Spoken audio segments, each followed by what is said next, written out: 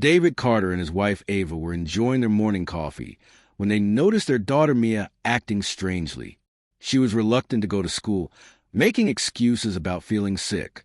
Despite their reassurances and encouragement, Mia's hesitation worried them. David, an experienced undercover narcotics detective, sensed something was off but assumed it was related to her struggles in math class.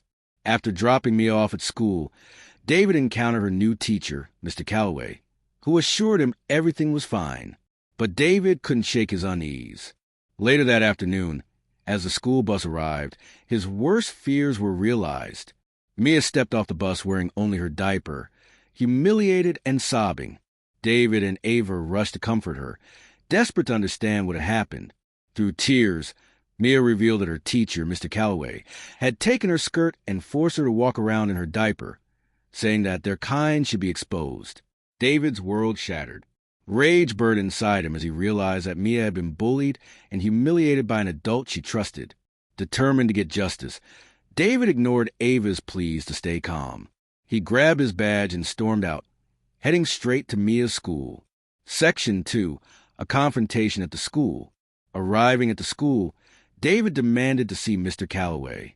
The principal, Janet Holloway, tried to de-escalate the situation, suggesting they discuss the matter in her office. But David was too furious to wait. He confronted Mr. Callaway in the hallway, questioning him about Mia's missing skirt. The teacher dismissed Mia's claims, saying she was lying for attention. When David pressed further, Mr. Callaway sneered, making discriminatory remarks about Mia and their family. Principal Holloway was horrified and demanded an explanation, but the teacher continued to make excuses. As tension escalated, David flashed his police badge and insisted on searching Callaway's classroom. Reluctantly, the teacher led them to the staff restroom, where Mia's skirt was found hanging on a stall door. Cornered, Mr. Callaway tried to justify his actions, claiming Mia had wet herself in class and he was teaching her a lesson. But his words only fueled David's anger.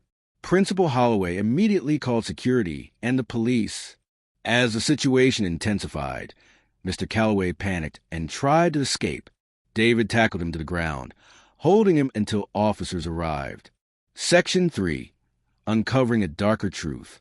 As police led Mr. Callaway away in handcuffs, David noticed something suspicious in the teacher's desk. A box of colorful lollipops. His instincts told him there was more to this story. After inspecting the lollipops, David realized they matched the description of a synthetic drug his task force had been investigating. The discovery sent shockwaves through the school. Principal Holloway admitted that she had seen teachers consuming the lollipops, thinking they were just a trendy snack. However, David knew they were much more dangerous. If Mr. Callaway had been using or distributing them to students, it could mean a deeper criminal connection. David contacted his superior, Detective Mark Lawson, who agreed that this could be linked to their undercover drug investigation. Meanwhile, Mia was brought to the station to give her statement. Though scared, she bravely recounted everything Mr. Callaway had done. Section 4. The Fight for Justice. At the police station, David sat down with Detective Lawson to connect the dots. They suspected Mr. Callaway had ties to the growing drug network that David's task force was trying to dismantle. The drugs were designed to be discreet, used in schools and workplaces to enhance focus and energy, making them particularly dangerous. As officers gathered statements from students and staff, more disturbing details surfaced. It became clear that Callaway had not only humiliated Mia, but had also been testing the waters for wider drug distribution within the school. With renewed determination, David vowed to ensure that Mr. Callaway faced justice, not just for what he did to Mia, but for every child in that school. The investigation was far from over, but one thing was clear. David had uncovered a crime far bigger than anyone had expected, and he wasn't going to stop until everyone involved was brought to justice. David knew this was just the beginning. The collision of his personal life and undercover work had exposed a sinister reality lurking beneath the surface of what was supposed to be a safe place for children. But no matter how deep the corruption ran, he would fight to protect Mia and every other child from harm. The morning sun filtered through the kitchen curtains as David Carter sat at the dining table with his wife, Ava. At 40 years old, David had the weathered look of a man who had faced life's challenges head-on. His job as an undercover narcotics detective had made him strong, but today he was simply a concerned father. As they sipped their coffee, the sound of footsteps on the stairs caught their attention. Their 7-year-old daughter, Mia, shuffled into the kitchen, still clad in her pajamas. Her usually bright eyes were dull, and her normally bouncy curls hung limp. She slumped into a chair at the table, barely acknowledging her parents. Ava glanced at David before turning to Mia with gentle concern. "Sweetheart, you do remember it's a school day, right?" Mia nodded but made no move to get up. David set down his coffee mug. "Come on, kiddo. You need to get ready for school. Go on up and change, or we'll be late." Instead of obeying, Mia looked up at her parents with pleading eyes. "I don't want to go to school today," she said in a small voice. "I don't feel good." Ava immediately rose from her chair and walked over to Mia, placing a hand on her forehead. "You don't have a fever," she said, frowning. "Your skin looks fine, too. Are you feeling sick in your stomach?" Mia hesitated. "My skin hurts when you touch it," she said softly, avoiding her mother's gaze. David narrowed his eyes. He had spent years interrogating criminals, and he knew when someone was hiding something. "Mia," he said gently but firmly, "are you sure you're not just trying to get out of school because of math class? We worked on exponents and roots last night. You were struggling a little, weren't you?" Mia fidgeted in her seat. "I just don't want to go today." David sighed. "We've talked about this before, remember? What's the consequence for lying?" Mia's shoulders slumped. "No screen time for a whole week," she mumbled. Ava placed a hand on David's shoulder. "Let's not jump to conclusions," she said softly. "Maybe she's just tired. They were up late with homework last night." David nodded, recalling the frustration on Mia's face as they had worked through problem after problem. Ava turned back to Mia. "How about we get you to bed earlier tonight? Maybe you can take a nap after school if you're still feeling tired." Mia hesitated, then shook her head. "That's not why." David raised an eyebrow. "No? Then what is it?" Mia pressed her lips together, clearly uncomfortable. David sighed. "We know you don't like math, honey, but you can't just skip school because of it. Sometimes we all have to do things we don't enjoy. That's part of growing up." After a long moment, Mia nodded reluctantly. "I'm sorry for lying," she said in a whisper. Without another word, she pushed back from the table and trudged upstairs to get ready. As Mia's footsteps faded, David and Ava shared a worried look. "You don't think she's being bullied again, do you?" Ava asked, her voice tight with concern. David shook his head. "I don't think so. The kids who were causing trouble were suspended months ago, and the school's been proactive with that new whistleblower program. If something was going on, I think Mia would tell us." Ava nodded, though she didn't look convinced. "You're probably right. It's just she hasn't acted like this in a long time, not since last year." "I know," David said, running a hand through his hair. "But I think it's really just the math. She was struggling last night, and it's probably stressing her out." 10 minutes passed, and the house remained eerily quiet. David glanced at the clock, then at Ava. She nodded and went upstairs to check on Mia, while David returned to his coffee, though he had lost his appetite. Ava found Mia in her room, dressed for school but sitting on the edge of her bed, staring at something in her lap. As she stepped closer, Ava saw that it was one of Mia's diapers. "Mia, sweetheart," Ava said gently, "why aren't you wearing your diaper? You know you need to." Mia looked up, her eyes brimming with tears. "Mom, I'm 7 years old," she said, her voice trembling. "None of my friends wear diapers anymore. I don't want to wear them either."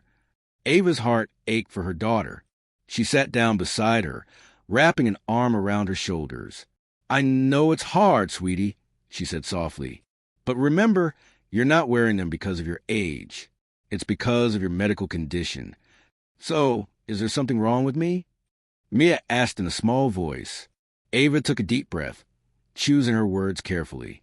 "Your bladder doesn't always send the right signals to your brain, which makes it harder for you to know when you need to use the bathroom. The doctors say you might outgrow it in a few years, but for now, the diapers help keep you comfortable and dry." Mia sniffled, wiping her nose with the back of her hand. But why now? Ava asked, puzzled. You've never refused to wear them before. What's changed? I'm not a baby, Mia insisted. And the diaper makes me itch. And I hate how my pants look all bulgy. My friends don't have to deal with this. Ava hugged her daughter close, her mind racing. I have an idea, she said after a moment. How about we go shopping after school today? Just you and me. We can look for some slimmer diapers that won't be as noticeable under your clothes. Would that help? Mia considered this for a moment, then nodded hesitantly. Okay. Ava smiled, relief evident in her voice. For today, though, can you please wear your regular diaper just for me? With clear reluctance, Mia finally agreed. Ava helped her finish getting ready and made sure her backpack was packed. When they went downstairs, David was already putting on his work shoes. Come on, kiddo, he called. We need to get moving. Mia hurried to put on her shoes, while Ava quickly packed some toast in a lunchbox. Eat this in the car, she told Mia, handing her the box. With a quick kiss goodbye, David and Mia rushed out the door and climbed into the car. As they pulled out of the driveway, Ava watched them go, a mixture of worry and love etched on her face. The drive to school was unusually quiet. Mia focused on eating her breakfast, barely responding to David's attempts at conversation. He tried to review some of the math concepts they had covered the night before, and while Mia answered his questions correctly, her responses lacked enthusiasm. As they pulled into the school parking lot, David turned to his daughter. Hey, he said softly, you don't need to worry about math class today. You're doing great. Just remember what we went over last night, okay? Mia nodded silently and climbed out of the car. David watched as she walked toward the school entrance, her steps slow and hesitant. He couldn't help but notice how she kept patting the back of her skirt and adjusting her backpack, as if trying to hide something. A sense of unease settled in his chest as he watched her disappear into the school. He had no idea that by the end of the day, his worst fears would become reality. David Carter's day had already taken a turn for the worse, but nothing could prepare him for what happened next. When the school bus arrived that afternoon, his heart nearly stopped at the sight of his daughter, Mia, stepping off in nothing but her diaper. She was trembling, tears streaking her flushed cheeks. The other kids on the bus were laughing and pointing, whispering behind their hands. It was the kind of cruel, thoughtless mockery that children didn't yet understand could break someone. But David understood. He understood better than anyone. The moment Mia saw him, she ran into his arms, sobbing uncontrollably. Daddy, she wailed, burying her face in his chest. I didn't want to, but he made me. David's entire body went rigid. His pulse pounded in his ears, drowning out everything else. Who did this? He demanded, his voice sharper than he intended. Mia hiccuped between sobs. Mr. Callaway. He took my skirt. He said everyone should see that our kind wears diapers. Ava, who had rushed outside when she saw me in distress, covered her mouth in shock.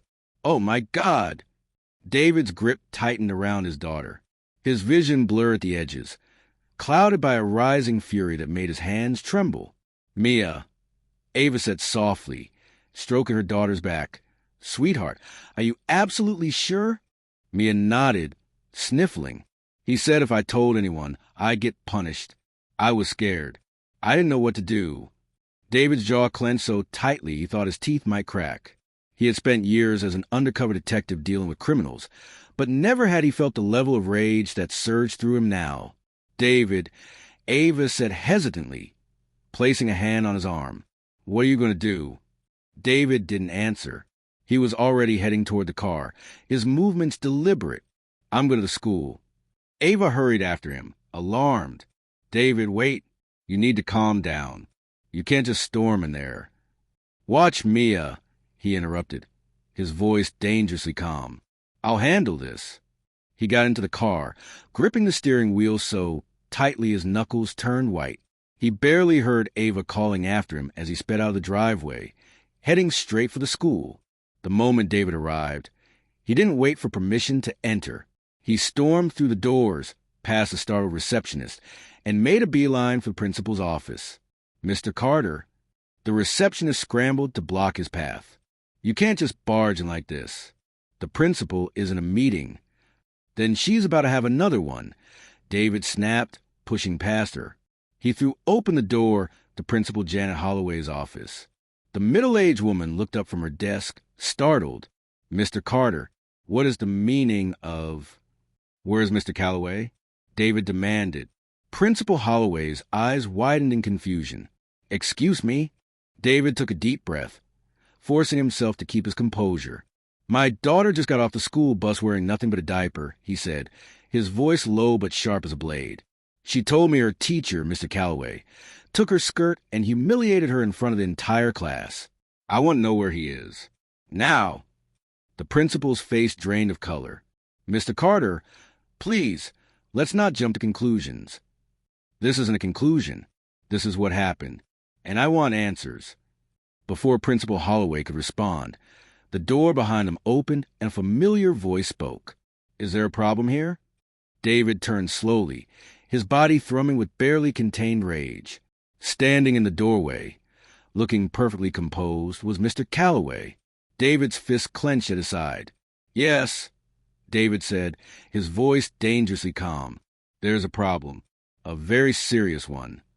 Mr. Callaway blinked innocently. "Oh!" David took a step forward, forcing himself to stay in control. "Why did my daughter come home half-dressed? Why did she tell me you took her skirt?" The teacher chuckled, shaking his head. "Oh, Mr. Carter, kids can be so dramatic. I assure you, there's been a misunderstanding." David's fingers twitched. "Explain it to me, then." Mr. Callaway sighed, adopting the patient tone of someone dealing with an unreasonable parent. "Mia had an accident during my math class. She was embarrassed. So I took her to the restroom and told her to put her diaper back on. Unfortunately, she refused to change into her spare clothes, and, well, she had to learn a lesson." David's vision went red. "A lesson?" he repeated, his voice low. "You humiliated my daughter to teach her a lesson?" The teacher scoffed. "Children need discipline. Parents these days are too soft." David took another step forward. "You had no right." Mr. Callaway smirked. "Your kind is always looking for someone to blame. Maybe if you disciplined your daughter better, she wouldn't need diapers at all." Something inside David snapped.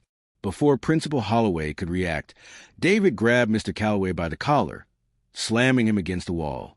"Say that again," he growled, his voice filled with barely restrained fury.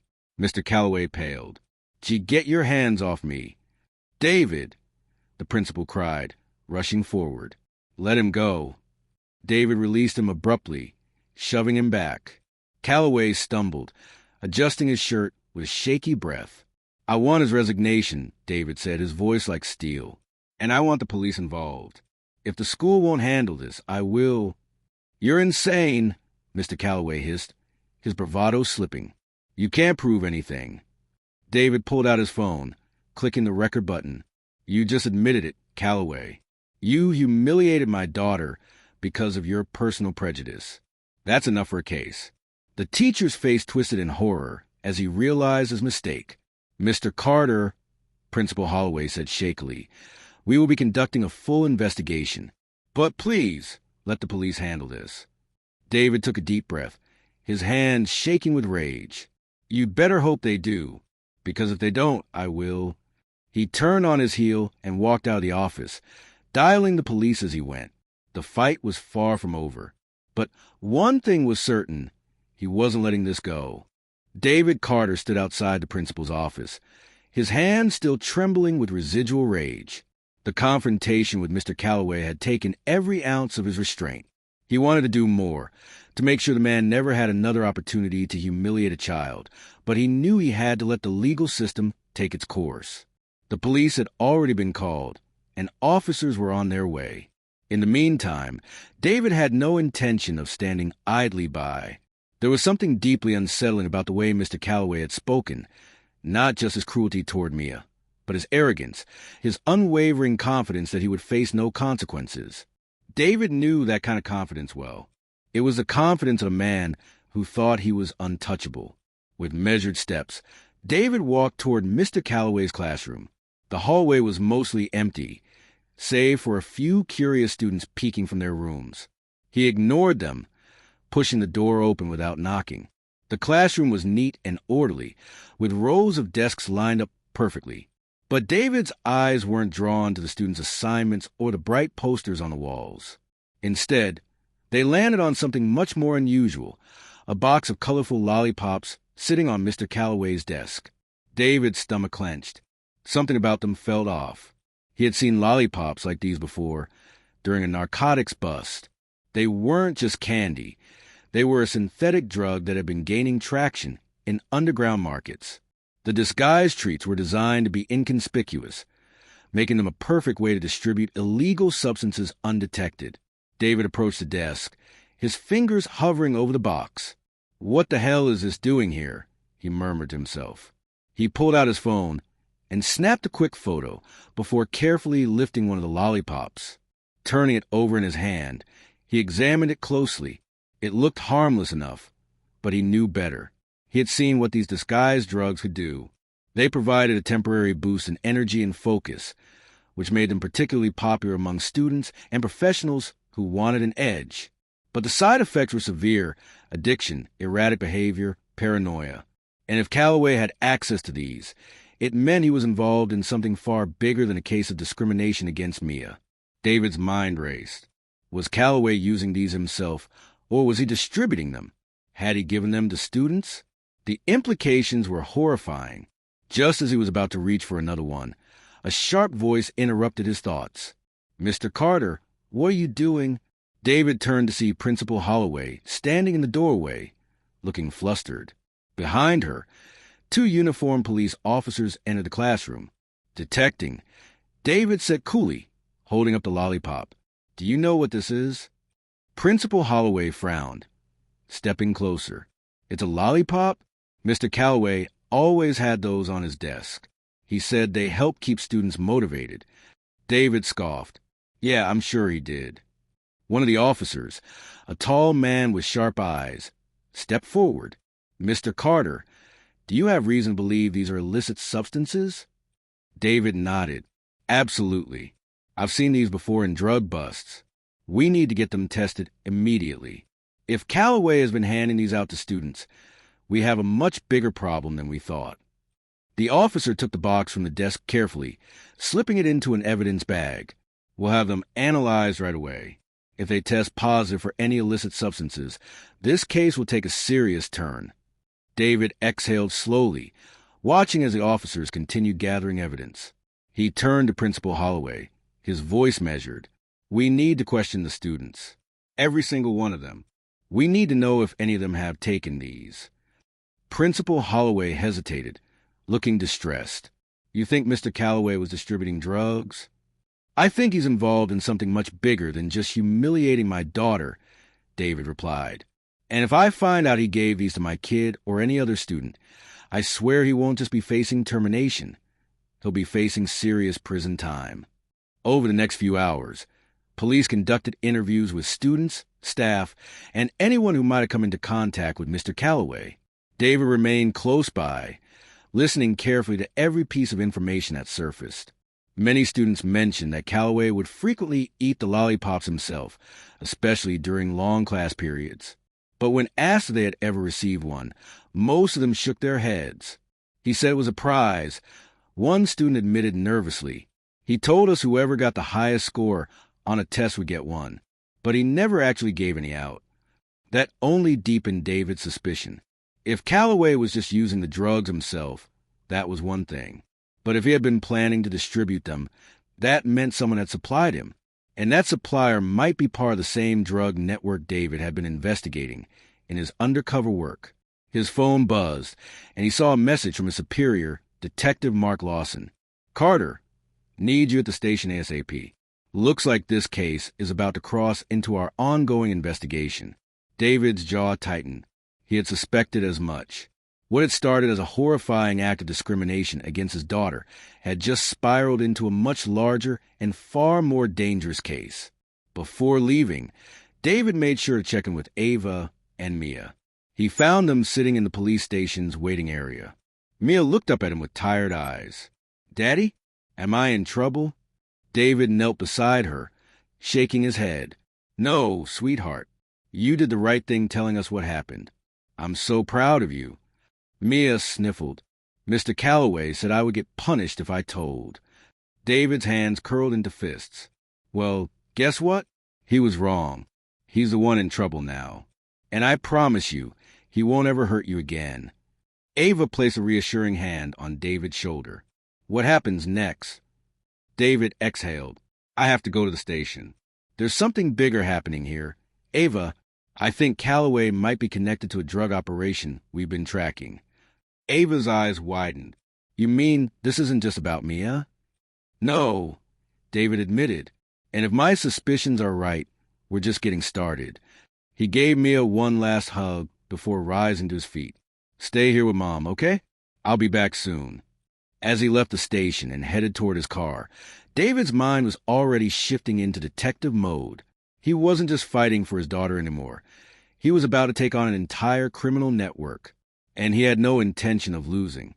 David Carter drove toward the police station, his mind racing. The situation had escalated far beyond what he had expected.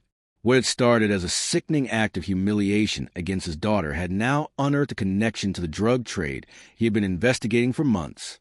If Mr. Callaway had access to those lollipops, then someone had supplied them to him, and David needed to find out who. As he pulled into the station parking lot, his phone buzzed with another message from Detective Mark Lawson. Carter, this situation just got bigger. Callaway's background check turned up some disturbing details. Get here fast. David wasted no time making his way inside. The station was buzzing with activity, officers moving quickly, files being exchanged, phones ringing nonstop. He spotted Lawson in one of the briefing rooms, standing beside a whiteboard covered in evidence markers, photographs, and crime scene notes. Carter. Lawson greeted him with a firm nod. We ran a full background check on Callaway. Turns out he wasn't just a teacher. He was on our watch list. He's been flagged in multiple cities for suspicious activity involving minors and illicit substances. Nothing concrete enough to make an arrest before, but we might finally have the evidence we need. David clenched his fists. You're telling me this man, who was allowed to teach my daughter, has a history of shady behavior and no one stopped him? Lawson sighed. Unfortunately, some records get buried in bureaucracy. Schools are desperate for teachers, and he must have slipped through the cracks. But now, we have a chance to nail him and whoever he's working for. David nodded, his jaw set. So where do we start? For the next several hours, David and his fellow officers pieced together Callaway's connections. His phone records showed frequent communication with a known distributor in the city, someone they had been trying to link to the synthetic drug trade for months. The texts were vague, but hinted at deliveries and payments. Looks like Callaway wasn't just a user, Lawson said, pointing at the messages. He was a middleman. Someone was supplying him, and he was getting ready to push this stuff onto students. We need to find out where his supply was coming from. David exhaled sharply. We need to question him. Lawson nodded. Already in progress. Inside the interrogation room, Callaway sat slouched in a metal chair, his wrists cuffed to the table. The smug arrogance he had shown at the school was gone. He looked disheveled, his eyes darting nervously as David and Lawson entered the room. Mr. Callaway, Lawson said coolly, taking a seat across from him. We have a lot to talk about. Callaway swallowed. I don't know what you think I did. David slammed a folder down onto the table, making the teacher flinch. Cut the crap. We found the lollipops in your desk. We have records linking you to a known distributor. And we have my daughter's testimony about how you humiliated her. You're done. The only question is whether you want to go down alone, or if you want to help yourself by telling us who you were working with. Callaway licked his lips, his gaze shifting between them. I didn't mean any harm, he stammered. I just needed a little extra cash. The guy who gave me the supplies said it was safe, just something to help kids focus. I swear I never actually gave any out. David narrowed his eyes. Who's your supplier? Callaway hesitated. If I tell you, they'll come after me.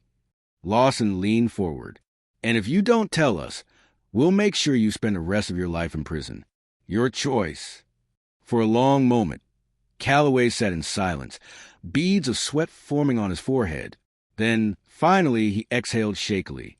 Okay. His name is Marco Diaz. He runs a warehouse on the east side. That's where the shipments come in. David exchanged a glance with Lawson. That was the break they needed. Good. Lawson said, standing up, that'll be all for now. David lingered for a moment, leaning in close to Callaway. If you ever get near my daughter again, there won't be a prison cell in the world that can keep me from you. Callaway swallowed hard but said nothing. Back in the briefing room, David and Lawson put together an operation plan. The goal was to raid the warehouse, gather evidence, and take down Diaz. We go in at dawn, Lawson said. We'll need undercover surveillance before the takedown. Carter, you up for it? David nodded without hesitation. Absolutely. That night, David barely slept. He sat in Mia's room for a long time, watching her sleep peacefully, unaware of the storm her bravery had helped uncover. Ava entered quietly, placing a hand on his shoulder. You okay? David sighed. I will be once this is over. She squeezed his hand. Be careful. He kissed her forehead. Always. The next morning, before the sun had risen, David and his team positioned themselves around the warehouse. They watched as men moved in and out, loading boxes into trucks. Lawson's voice came over the earpiece. We have visual confirmation. Let's move in. The takedown happened in a blur. Officers swarming the warehouse. Suspects scrambling to escape. Shots were fired, but within minutes, the area was secured. Diaz was among those arrested. As officers combed to the evidence, David found exactly what he feared. Boxes filled with synthetic drug-laced lollipops, enough to flood an entire school district. We got him, Lawson said, clapping David on the back. This is going to shut down a major part of their operation. David exhaled, finally allowing himself to feel relief. Mia's safe. That's all that matters. A week later, Callaway was formally charged not only for his actions against Mia, but also for his involvement in drug distribution. The school issued a public apology, and strict new policies were put in place to prevent anything like this from happening again. Mia, for her part, slowly started to heal. She had nightmares for a while, but with time, she regained her confidence. One evening, as David tucked her into bed, she looked up at him with big, hopeful eyes. Daddy, are the bad guys gone now? David smiled, brushing a curl from her forehead. Yes, sweetheart, they're gone, and they're never coming back. Mia smiled sleepily, nestling into her pillow. Good. As David turned off the light and left her room, he felt something inside him settle. The battle had been won, but he knew his job as a father and as an officer was never truly done. There would always be dangers lurking. But as long as he had breath in his lungs, he would never stop fighting to keep his daughter safe.